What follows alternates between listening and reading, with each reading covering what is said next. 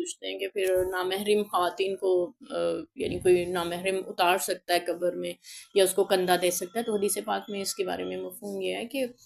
جو تم میں سے نیک ہیں وہ اس کو میت کو قبر میں اتار سکتے ہیں، صالح لوگ، یعنی اس میں کوئی محرم نامحرم کا وہ شرط نہیں ہے، کوئی بھی اتار سکتا ہے میت کو، نیک لوگ ہونے چاہیے، بس نیک جن کو ہم سمجھتے ہیں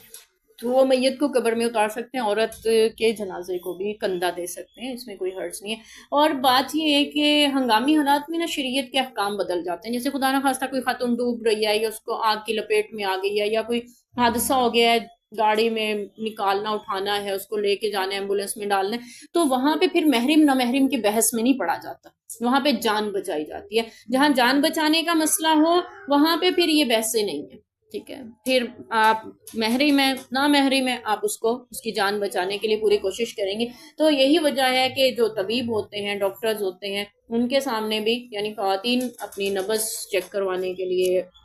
اپنا جو بھی چیک اپ معائنہ ہوتا ہے وہ کروا سکتی ہیں، لیکن کوشش کریں گے لیڈیز ڈاکٹر ہوں وہاں پہ، کیونکہ اہتمام ہو سکتا ہے، ممکن ہے۔ تو اگر کہیں نہیں ہے تو وہ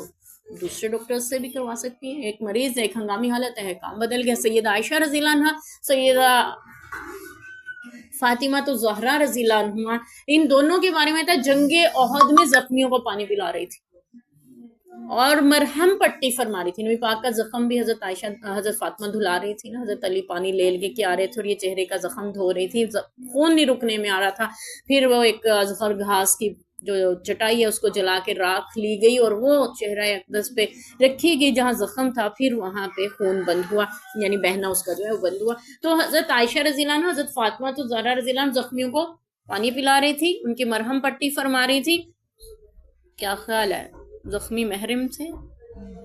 ساری طرح کے تھے۔ اور پھر یہ بھی آتا ہے کہ سیدہ عائشہ رضی اللہ عنہا نے اپنے پائنچے چڑھائے ہوئے تھے اور ان کی پائل بھی نظر آ رہی تھی،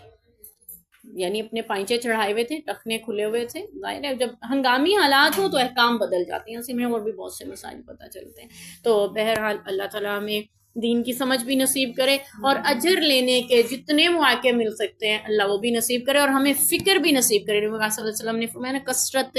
سے جو ہے وہ موت کو، لذتوں کو توڑ دینے والی موت کو کثرت سے یاد کیا کرو، کم سے کم اس وقت تو ضرور یاد کیا کرو جب آپ کسی جنازے میں شرکت کریں، کسی کی میت پہ جائیں، کسی کی تدفین کے لیے رکیں، کیونکہ انسان جب دفن تک رکتا ہے تو یہ احساس ضرور ہوتا ہے ایک وقت آنے والا اس قبر میں میں نے بھی جانا،